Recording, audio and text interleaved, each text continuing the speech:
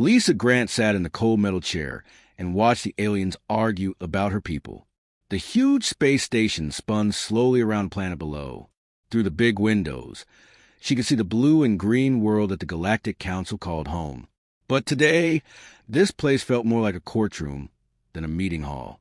The council chamber was massive. Dozens of different alien species filled the curved seats that rose up like stairs around the central floor. Some aliens breathed water and sat in glass tanks. Others floated in the air with no bodies at all. A few looked almost human, but their eyes were too big or their skin was the wrong color. War Commander Thexval stood at the center of the room. He was tall and thin, with gray skin and 4 arms. His people were called the Zephyrians, and they were known for fighting wars across the galaxy. Today, he was telling everyone why humans were weak. "Look at their history," Thexval said, pointing at the holographic display above his head. 200 years in space, and what do? They give away food to hungry worlds. They help settle fights between other species. They vote for peace every single time. The other aliens nodded and made sounds of agreement. Some of them looked like giant insects. Others were made of crystal that glowed different colors when they talked. A few were so strange that Lisa could not even tell which end was their head. Jake Morrison sat next to Lisa. He wore the blue uniform of the Earth Defense Force, but he had not said a word since the meeting started.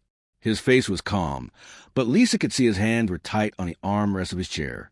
"The humans are soft," said a voice that sounded like breaking glass. It came from one of the crystal beings. "They have no killer instinct. They are good for trade and medical help, but they cannot fight real wars." More aliens agreed. The Corvin delegate, who looked like a giant slug with tentacles, spoke up. "We have watched them for decades. They always choose the easy path. They avoid conflict. They are useful servants, but they are not warriors." Lisa felt her heart beat faster. She had known this day would come. For 200 years, her people had played the role of the peaceful species. They had helped other worlds, given away resources, and always tried to solve problems with words instead of weapons. But there was so much the aliens did not know.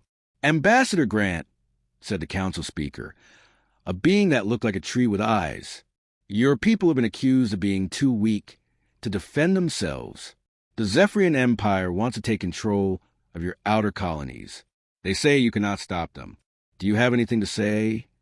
Lisa stood up slowly. The chamber became quiet. She could feel hundreds of alien eyes watching her. Some of those eyes were curious. Others were already celebrating what they thought would be an easy victory. "Honored council members," Lisa began, her voice steady and clear. "We have lived in peace with all of you for many years. We have shared our food, our medicine, and our friendship. We have helped end wars and heal the sick. We ask nothing in return except to be left alone." "Weakness," Thexval said with a laugh. "Your species has never fought a real war. You do not understand what it means to have true strength." Lisa looked at him directly. "We understand more than you think." "Then prove it," said the Corvin delegate. "Show us your mighty fleets. Show us your weapons. Show us why we should fear you." "We prefer not to," Lisa said simply. The chamber erupted in laughter. Aliens made sounds of amusement in dozens of different ways. Some buzzed, others chirped, and a few just glowed brighter with what Lisa guessed was their version of laughter. "You see," Thexval said, spreading all 4 of his arms wide, "they have nothing. They are prey animals pretending to be predators." The council speaker called for order. "We will now vote. All in favor of allowing the Zephyrian Empire to take control of human colonies." One by one, the aliens voted. The giant insects voted yes. The crystal beings voted yes. The floating energy creatures voted yes. Even the ones that looked almost human voted yes. Only Lisa's people and 2 small species that owed humans their lives voted no. "The vote is 47-3, the speaker announced. "The Zephyrian Empire is authorized to proceed with their plans." Lisa stood up again. The chamber was already getting noisy as aliens began to leave. Some of them were talking about how they could get their share of human territory once the Zephyrians took over. "Wait," Lisa said, her voice cutting through the noise. The chamber became quiet again. You have 72 hours to change your minds, she said. After that, Earth will respond as Earth sees fit. Thexval laughed again. And what will you do? Send us angry messages? Refuse to trade with us? Lisa looked around the chamber one more time. These aliens thought they knew everything about her people. They thought humans were weak because they chose peace. They had no idea how wrong they were. We will do what we must, she said quietly. As the meeting ended, Lisa sent a coded message back to Earth. The message was simple, but it would change everything. Diplomatic option Charlie is no longer viable. Recommend immediate implementation of Protocol Omega. Jake Morrison finally spoke as they left the chamber. Do you think they have any idea what they just did? Lisa watched the aliens celebrating their victory. No, she said, but they will. President Helen Martinez sat at the head of the long table deep under the White House. The room had no windows. Thick walls of steel and concrete kept it safe from any attack. Red lights flashed on the communication panels as messages came in from across the galaxy. The Council has made their choice, Lisa Grant's voice said through the speakers. They voted to let the Zephyrians attack our colonies. 47-3. Helen looked around the table at the faces of her advisors. General Paul Rodriguez sat to her right. His uniform was covered with medals, but none of them told the real story of what it had done for Earth. Dr. Rachel Kim sat across from him. She looked like a simple scientist, but she knew secrets that could change the galaxy. How long do we have? Helen asked. The Zephyrian fleet will reach our outer colonies in 6 days, General Rodriguez said. They think we have only 200 ships to defend ourselves. And how many ships do we actually have? Helen asked. Dr. Kim smiled for the first time since the meeting started. That depends on how you count them, Madam President. Helen had been president for 3 years, but she had only learned about Protocol Omega 6 months ago. The truth was so big and so dangerous that only 12 people on Earth knew all of it. Today, that number would grow. Show them, Helen said. Dr. Kim touched her tablet, and the room's walls became screens. Pictures appeared showing space stations, ships, and weapons that looked like nothing the aliens had ever seen. For the past 200 years, Dr. Kim began, humanity has been playing a very careful game. After World War III almost destroyed our planet in 2089, we made a choice. We decided to appear weak, while we became stronger than anyone could imagine. The screen showed human ships that looked like simple trade vessels. Then the pictures changed, showing the same ships opening up to reveal hidden weapons and armor. Every trade mission was also a spy mission, General Rodriguez explained. Every aid shipment included sensors and mapping equipment. Every human diplomat was also gathering information about alien military forces. Commander Danny Walsh appeared on one of the screens. He was speaking for what looked like a small space station near the edge of human territory. Commander Walsh, Helen said, please tell us about your current status. Madam President. Danny said with a grin, the Jupiter defense platform is ready for action. All weapon systems are online. The aliens think this is just a research station, but we can destroy a fleet from here. Helen nodded. And the others? The screen split to show dozens of different locations. Captain Amy Foster stood on the bridge of what the aliens thought was a simple cargo ship. Lieutenant Colonel Steve Parker was in what appeared to be a farming colony. Major Lisa Chin stood in what looked like a medical research facility. All sleeper units are in position. General Rodriguez reported. We have hidden bases on 43 worlds. The aliens think they are trade posts, research stations, and aid centers. They have no idea what they really are. Dr. Kim brought up new pictures. These showed weapons that seemed to bend and twist reality itself. The Genesis bombs, she said quietly. They can change matter at the smallest level. Turn rock into metal. Turn metal into gas. Turn enemy ships into whatever we want them to be. How is that possible? Helen asked, even though she had heard this briefing before. We learn from our mistakes, Dr. Kim said. After World War III, we knew we needed to be ready for anything. We spent 200 years studying physics, chemistry, and biology. We learned things that the aliens have never even dreamed of. General Rodriguez stood up. The quantum tunneling weapons can go through any shield. The AI fighters think faster than any living brain. The stellar manipulation devices can turn stars into weapons. And that's just the beginning. Helen felt the weight of what they were about to do. Are we ready? We've been ready for 50 years, General Rodriguez said. We just hoped we would never need to use any of this. The aliens made their choice, Dr. Kim added. They chose to believe we were weak. They chose to threaten our people. Now, they will learn what humans are really capable of. Helen stood up. Around the galaxy, she knew that hundreds of human agents were waiting for her signal. Ships that pretended to be harmless for decades were powering up weapons that could crack planets. Space stations that looked like research facilities were revealing themselves as fortresses. Send the activation codes, she ordered. All units are to reveal themselves and take their assigned positions.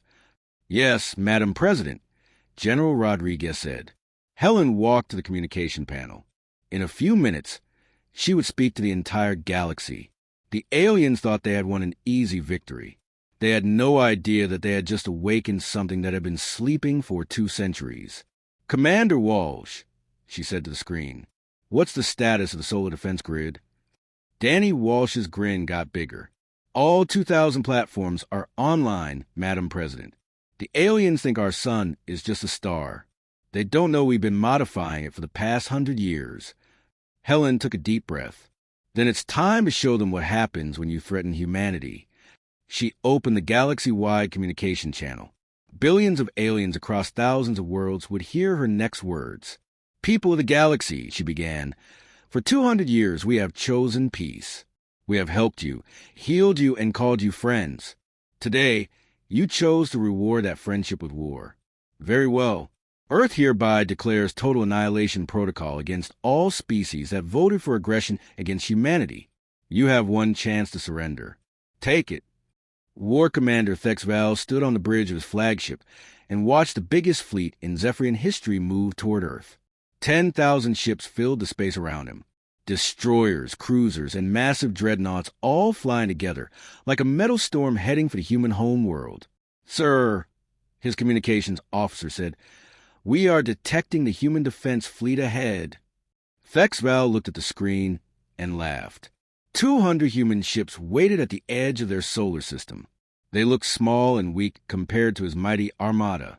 200 ships against 10,000, he said to his crew. This will be the shortest war in galactic history. His weapons officer, a young Zephyrian named Kextar, seemed worried. Sir, what if the humans have hidden weapons? Hidden weapons? Thex Val laughed again. We have studied them for decades. They build cargo ships and research vessels. They have never made a real warship in their lives. The human fleet was arranged in a simple line. At the center was their flagship, a ship called the Defiance. Thex Val had read about it in the intelligence reports. It was supposed to be their most powerful vessel, but it looked like nothing special. Admiral Kate Sullivan, Thex Val said, reading from his files, she has never fought a real battle. None of them have. As the fleets got closer, the humans opened fire first. Their weapons looked normal enough. Lasers and missiles, just like everyone else used. Some of Thex Val's ships took damage, but nothing serious. Return fire, Thex Val ordered. Destroy them all. The Zephyrian fleet unleashed its weapons. Thousands of energy beams and explosive missiles flew toward the human ships. Many of the human vessels exploded in bright flashes of light and metal. Sir, the weapons officer reported, we have destroyed 60 human ships in the first attack. Thex Val nodded with satisfaction. This was going exactly as he had planned. The humans were fighting bravely, but they were clearly outmatched. In a few more minutes, it would all be over. Then something strange happened. The human ships that had been destroyed started to flicker. The explosions faded away like they had never happened. The broken pieces of metal disappeared. And suddenly, the ships were back. What is happening? Thex Val demanded. Sir, his sensor officer said, his voice shaking, those ships were not real. They were some kind of trick. Before Thex Val could respond, Space around his fleet began to change. Ships appeared out of nowhere. Not 200 ships, but 2,000. They had been hiding somehow, invisible to all the Zephyrian sensors. Impossible, Thexval whispered. The real human fleet opened fire, and Thexval finally understood why the Council had been so wrong about these creatures. The human weapons were not like anything he had ever seen. Their missiles went right through his ship's shields as if the shields were not there at all. Their energy beams seemed to tear apart the very atoms of his vessels. Captain Ryan Hughes commanded one of the human cruisers. His ship moved through the Zephyrian fleet like a knife through soft fruit. Every shot destroyed an enemy vessel. Every maneuver put him in the perfect position for the next attack. How is one ship doing this? Kextar asked. Thexval watched in horror as Hughes' cruiser destroyed an entire squadron of Zephyrian destroyers in less than a minute. The human ships seemed to know exactly where every enemy vessel would be before they got there. They're computers, Thexval realized. They're thinking faster than we are. But the real shock came when the humans started broadcasting something on all communication channels. It was not a surrender demand or a threat. It was history. Pictures filled every screen in the Zephyrian fleet. Humans fighting humans in terrible wars. Cities burning. Millions of people dying. Weapons that could destroy entire continents. Wars that lasted for years and killed billions. This is what we are. A human voice said over the broadcast. This is what we have always been. We did not become peaceful because we were weak. We became peaceful because we were too good at war. Major Kelly Thompson flew her fighter through the chaos of the battle. Her ship was tiny compared to the massive alien vessels around her, but she moved like she was dancing. Every movement was perfect. Every shot hit its target. Thexval watched one of his dreadnoughts simply disappear. Not explode. Not break apart, but vanish as if it had never existed. Sir, his science officer said, their weapons are breaking down matter at the molecular level. They are not just destroying our ships. They are making them cease to exist. The Zephyrian fleet began to fall apart. Ships that had ruled the galaxy for centuries were being destroyed by weapons they did not understand. Crews that had won 100 battles were being outfought by an enemy they had thought was weak. All ships, Thexval ordered, retreat immediately. Sir, Kextar said, we still outnumber them 50-1. Look around you, Thexval said. Count how many ships we have lost in 10 minutes. Kextar looked at his sensors, and his face went pale. 3,000 Zephyrian ships were gone. Simply gone. The human fleet had not lost a single real vessel. As the surviving Zephyrian ships tried to run away, the humans let most of them go, but they made sure Thexval's flagship escaped. They wanted him to carry a message back to the galaxy. Thexval sent an emergency transmission to the Galactic Council as his damaged ship limped away from the battle. Do not fight them, he said, his voice full of fear. We thought they were prey, but they are predators. They are not a peaceful species that became warriors. They are warriors who chose to be peaceful. There is a difference, and it will kill us all. The human fleet did not chase the retreating Zephyrians. They had made their point. Admiral Sullivan opened a channel to all the surviving enemy ships. Go home, she said simply. Tell your leaders what you have seen here. Tell them that humanity gave you a choice, and you chose poorly. This is what happens when you threaten Earth. As the Zephyrian fleet disappeared into the darkness of space, the human ships began to fade from view again. In minutes, it looked like there were only 200 vessels defending Earth. But now everyone knew the truth. The humans had not been hiding because they were afraid. They had been hiding because they were dangerous. The emergency meeting of the Galactic Council was nothing like the confident gathering from a week before. Alien delegates rushed into the chamber with fear in their eyes. Some were injured. Others were covered in dust and smoke from attacks on their homeworlds. The giant screens around the chamber showed reports from across the galaxy. Red warnings flashed everywhere. Military bases destroyed. Government buildings in ruins. Communication networks down on dozens of worlds. How did this happen so fast? Demanded the Corvin delegate. His slimy skin was darker than usual, which meant he was very scared. The crystal beings flickered with angry red light. The humans were supposed to be weak. Our intelligence said they had no real military. Your intelligence was wrong, said War Commander Thexval. He had barely survived the battle at Earth. His uniform was torn and burned. One of his forearms was in a medical support device. The council speaker, the tree-like being with eyes, called for order. Report from all affected worlds. How bad is the damage? One by one, the delegates spoke. Each report was worse than the last. The Corvin home world had lost its entire orbital defense network. A single human agent had somehow taken control of their most secure military base. Senator Bill Crawford, who had been living among them as a peaceful researcher for 20 years, had revealed himself as something else entirely. Crawford destroyed our command center from the inside, the Corvin delegate said. He knew our security codes. He knew our defense plans. He had been watching us for decades. The floating energy beings reported similar attacks.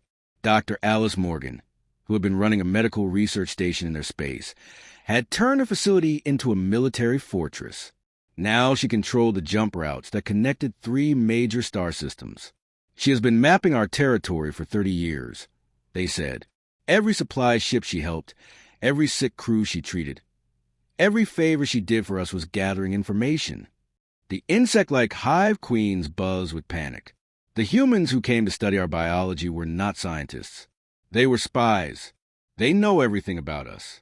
Our weaknesses, our fears, our military secrets. All around the chamber, the same story was repeated.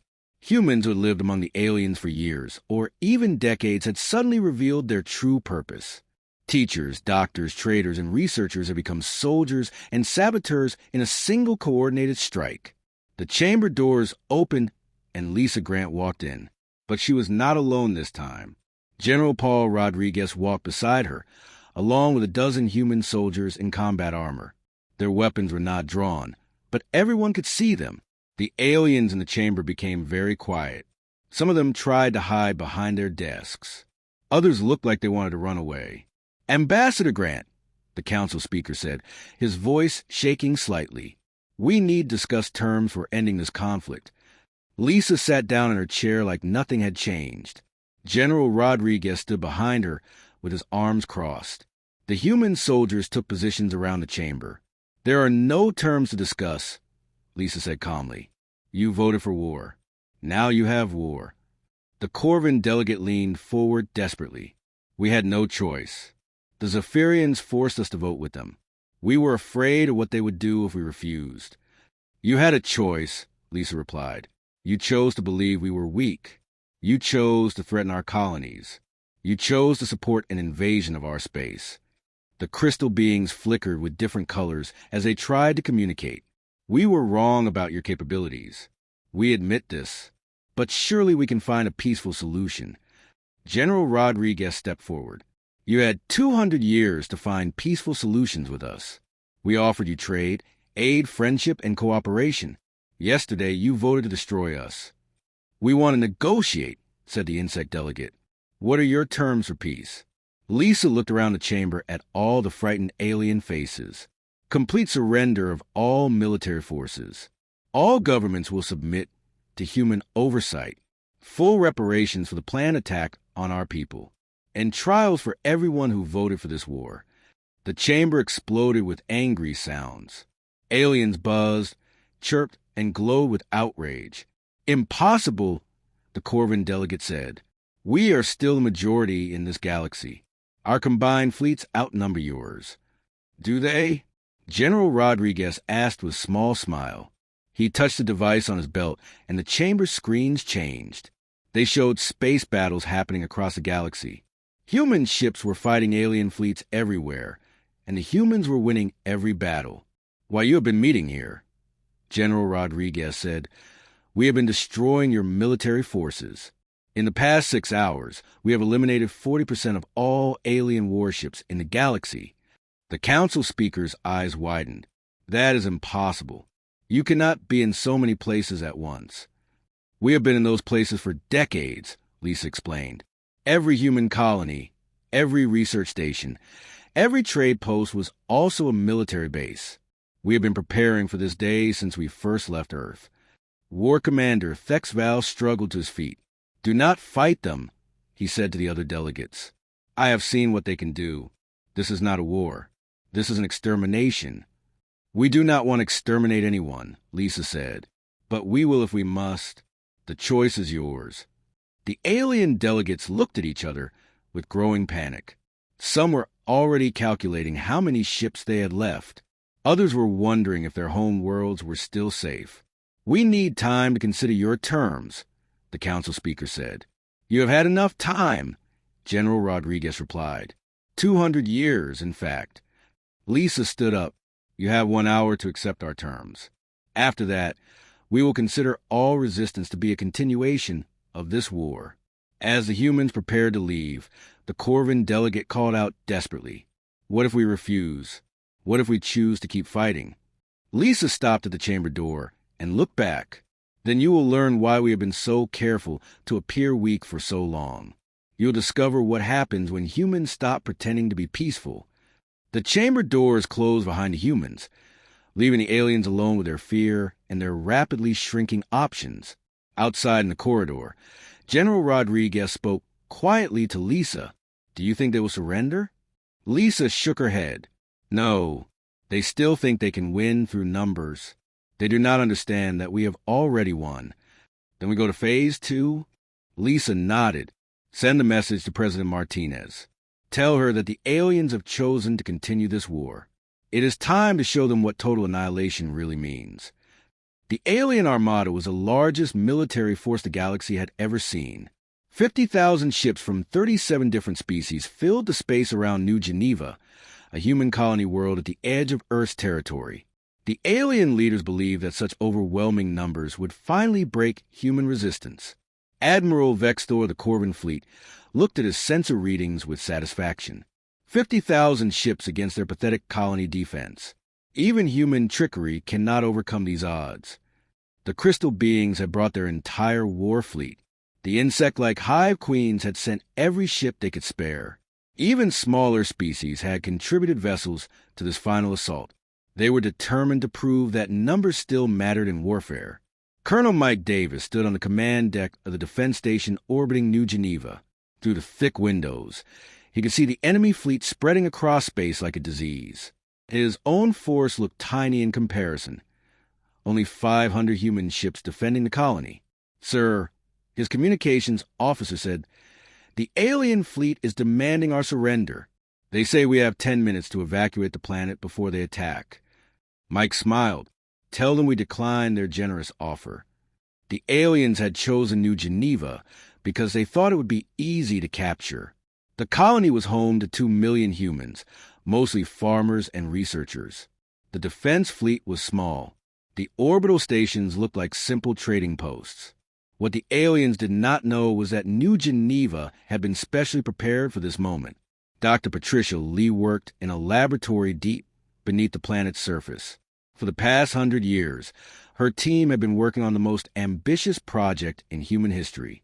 They had not been studying the planet's geology. They had been modifying the local star. Patricia, Mike said over the communication system, how long until we can demonstrate our new toy? Give me 5 more minutes, she replied. The stellar focusing array is almost ready. High above the planet, the alien fleet began its attack. Thousands of ships opened fire at once. Energy beams and missiles filled the space around New Geneva. The human defense ships began to fight back, but they seemed hopelessly outnumbered. Admiral Vextor watched the battle with growing confidence. Look how few ships they have. Look how weak their weapons are. We will crush them in minutes. The hive queens buzzed with excitement as their swarm fighters surrounded human vessels. The crystal beings focused their energy weapons on the orbital stations. Everything was going according to plan. Then the star began to change. At first, it was just a small flicker. The yellow sun seemed to pulse slightly, like a heartbeat. Most of the alien crews did not even notice it. Dr. Lee's voice came over Mike's communicator. Stellar weapon is ready for firing. All targeting systems are online. What is our range? Mike asked. The entire star system, Patricia replied. We can hit any target within 50 million kilometers with pinpoint accuracy. Mike looked at the enemy fleet surrounding his world. 50,000 ships filled with aliens who thought they were about to win an easy victory. They had no idea what was about to happen to them. "Fire," he ordered. The star pulsed again, much brighter this time. Then it happened. Beams of pure stellar energy, each one containing the power of 1,000 suns, lanced out from the star itself. The beams moved with impossible precision, striking specific ships in the alien fleet. When the energy touched an enemy vessel, the ship simply vanished. Not destroyed, not broken apart, but completely erased from existence. In 17 minutes, 30,000 alien ships were gone. "Impossible," Admiral Vextor whispered as he watched entire fleets disappear. "Stars cannot be used as weapons." "Human stars can," Mike said over the open communication channel. But the real terror was still to come. Lieutenant Commander Greg Thompson flew his fighter toward the center of the alien formation. His ship carried something the aliens had never seen before, a Genesis bomb. Greg's target was a group of Zephyrian battleships trying to retreat from the stellar weapon. He armed the bomb and launched it toward their formation. The Genesis bomb did not explode like a normal weapon. Instead, it created a field of energy that reached out and touched the alien ships. Where the energy touched them, the ships began to change. The metal hulls shifted and flowed like liquid. The Zephyrian weapons turned into human designs. The alien computer systems rewrote themselves to follow human commands.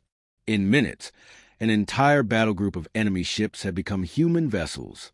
"What is happening to our ships?" the Zephyrian commander demanded. "They are becoming ours," Greg replied calmly. "The Genesis bomb rebuilds matter at the molecular level. Your ships now belong to humanity." The transformed Zephyrian vessels turned their weapons on their former allies. Crews who had been fighting for their empire minutes before now found themselves trapped in ships that would only obey human orders. Panic spread through the alien fleet faster than the stellar beams could destroy them. Thousands of ships tried to run away, but the human star could reach anywhere in the system. Captain Sarah Wright monitored alien communications from her command ship. "They are calling for help from their home worlds," she reported. "But their governments are telling them that no help is coming. Most of their reserve fleets have already been destroyed by our other operations.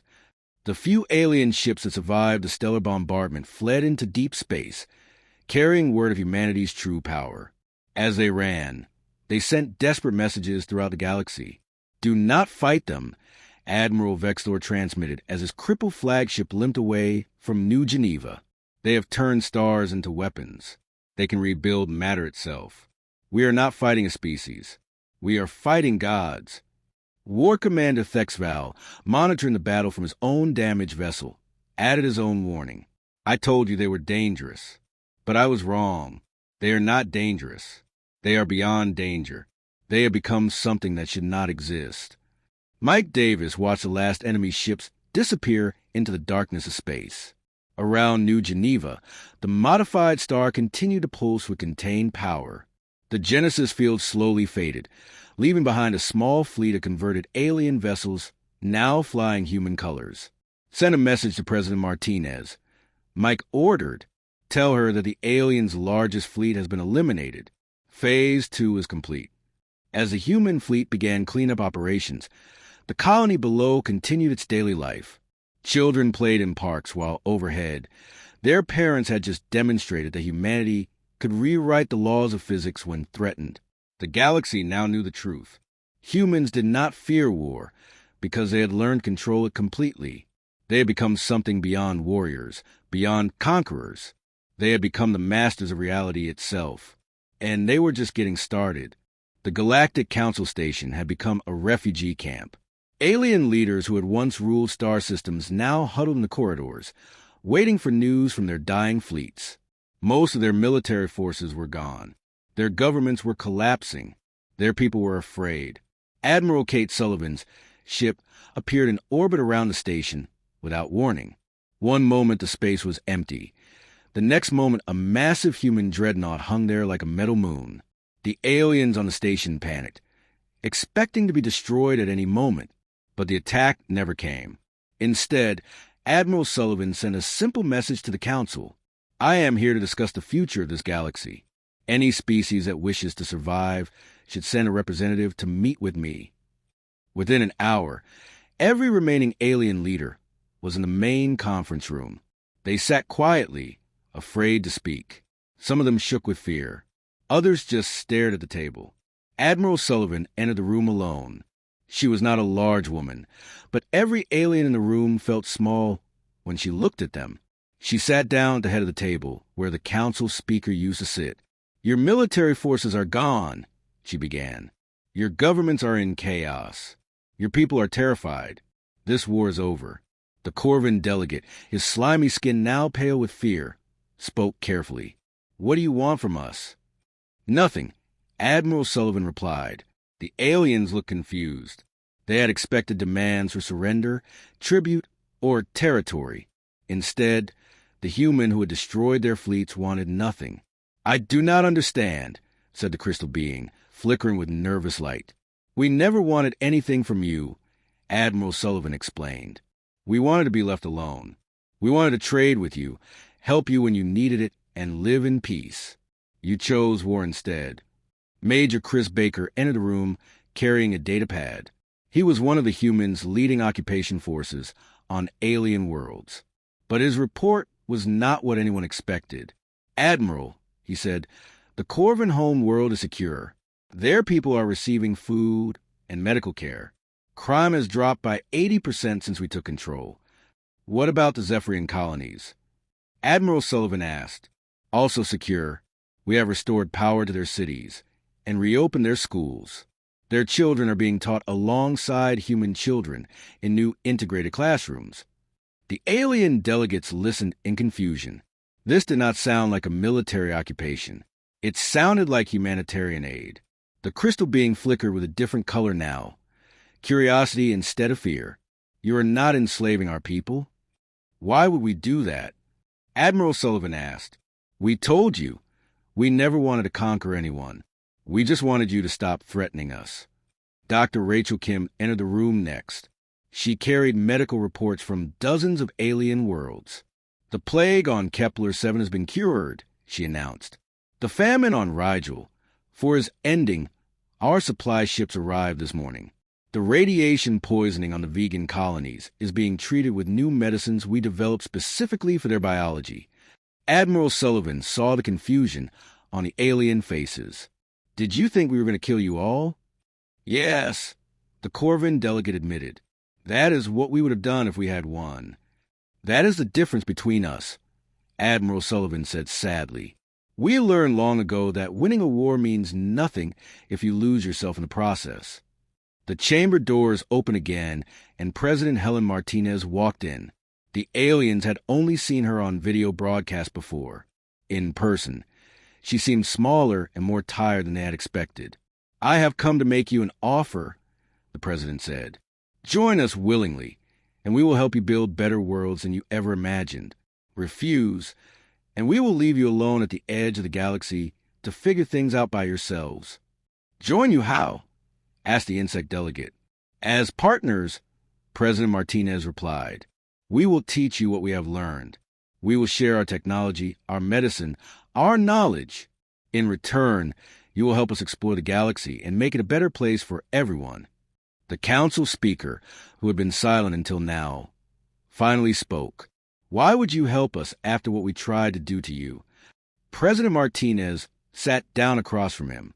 Because we remember what it was like to be afraid and angry and foolish. We nearly destroyed ourselves once. We do not want to see you make the same mistakes. Dr. Kim opened her data pad and showed pictures from Earth's history. Cities rebuilt after terrible wars. Enemies becoming friends. Hatred turning into cooperation. This is what we learned, she said. Destroying your enemies is easy. Saving them is hard. But saving them is what makes you truly strong. Admiral Sullivan stood up. Every species that voted for war against humanity has a choice to make. Accept our help and become part of something better.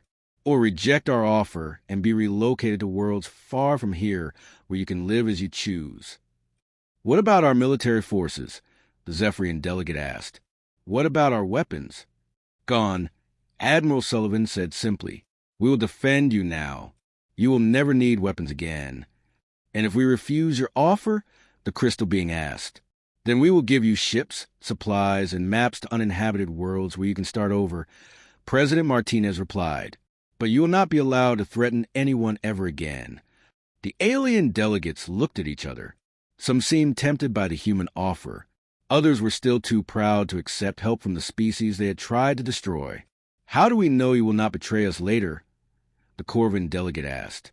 President Martinez smiled for the first time since entering the room. "Because we have had the power to destroy you all for 200 years, and we chose not to use it. We only revealed our strength when you forced us to defend ourselves." "We need time to think," the council speaker said. "Of course," Admiral Sullivan replied. "Take all the time you need. But while you are thinking, our medical ships will continue treating your sick. Our supply ships will continue feeding your hungry. Our engineers will continue rebuilding your damaged worlds." "Why?" the crystal being asked. "Why help us when we try to hurt you?" Admiral Sullivan looked around the room at all the frightened alien faces. "Because that is what strength really means. Not the power to destroy, but the wisdom to create. Not the ability to conquer, but the choice to forgive." She walked toward the door, then stopped and looked back. "We are not your conquerors," she said. "We are your teachers. The lesson begins now." As the humans left the room, the alien delegates sat in silence. They had expected death and received mercy. They had expected slavery and been offered partnership. They had declared war on humanity and discovered that humans were stronger than war itself. Outside the station, human ships continued their work. Medical vessels tended to alien wounded. Supply ships delivered food to hungry worlds. Engineering teams rebuilt damaged cities. The galaxy was learning what it meant to be saved by the very people it had tried to destroy.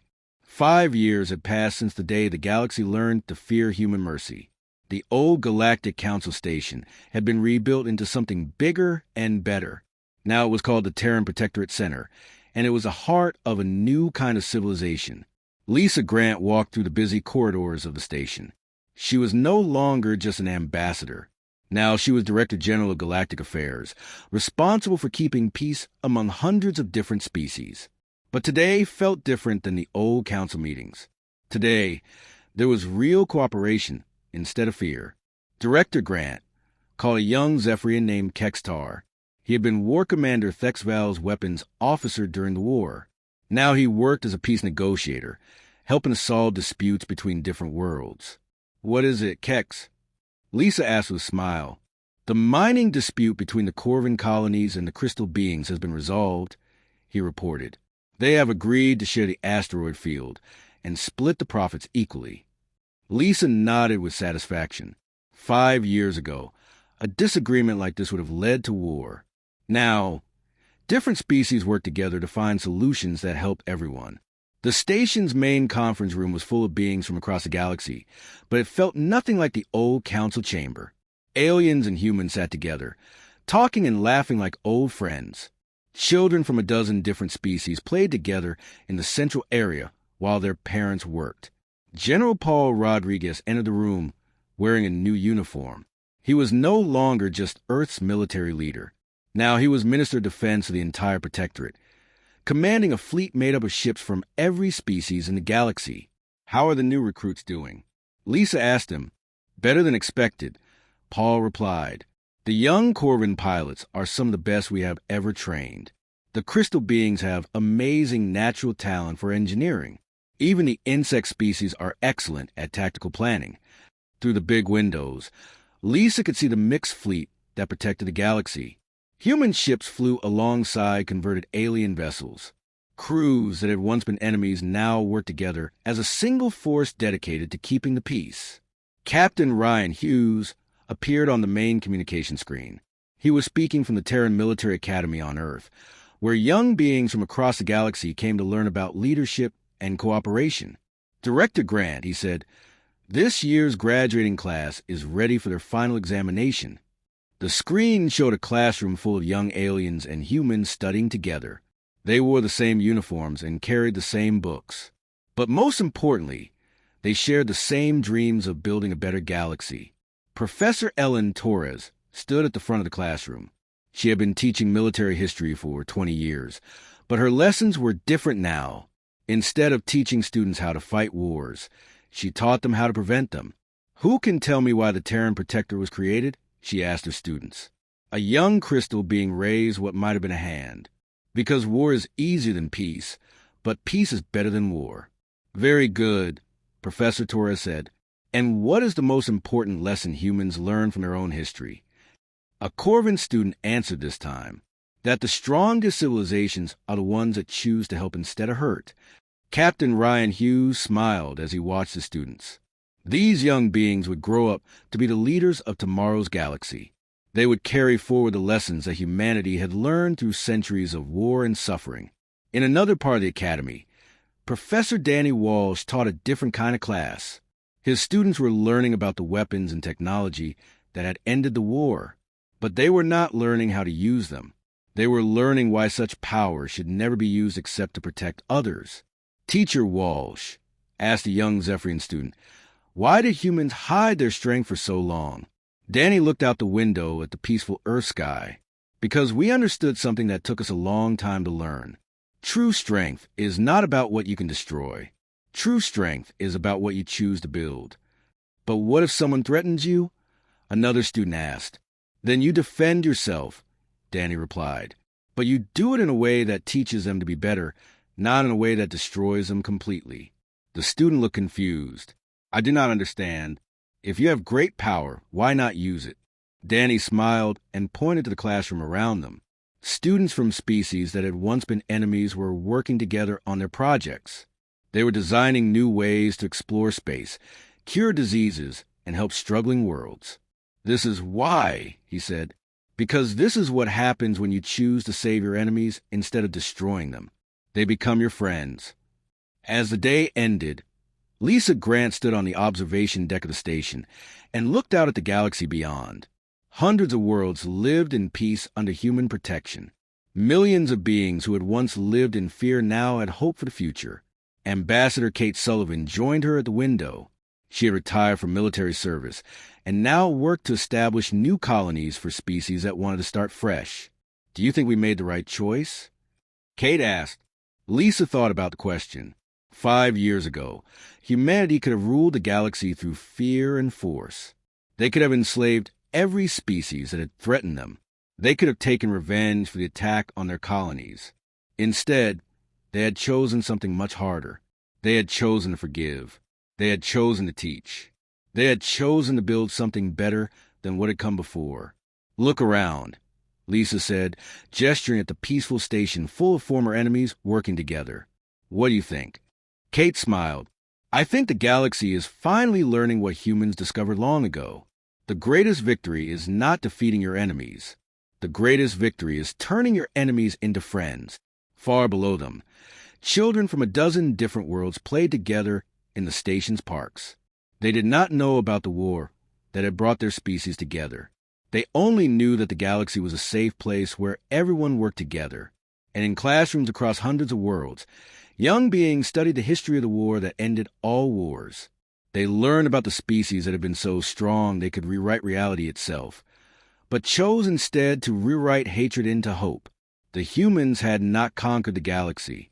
They had saved it, and in saving it, they had proven that the greatest weapon of all was the choice not to use any weapon at all.